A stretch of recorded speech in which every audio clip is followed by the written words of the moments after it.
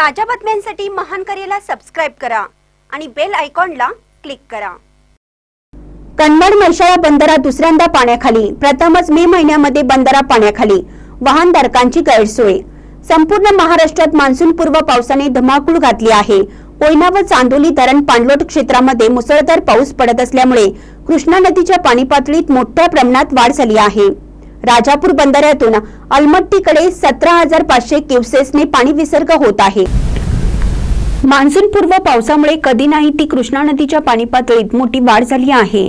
कोयना तसेच चांदोली धरण पाणलोट क्षेत्रामध्ये मुसळधार पाऊस पडत असून कृष्णा नदी दुतडी भरून वाहत आहे।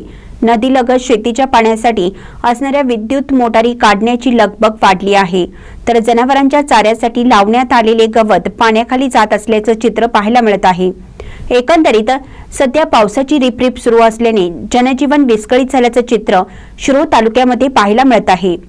सोमवारी सकाळी 8 वाजताची पाणी पातळी अशी: सांगली आयर्विन पूल पाणी पातळी 15 फूट, म्हैसाळ बंदरा 24 फूट, नुरसीवाडी 32 फूट 2 इंच, राजापूर बंदरा 21 फूट।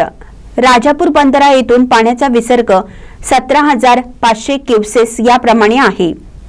महानकरी न्यूजसाठी इजाज खान पठाण, कनवाड।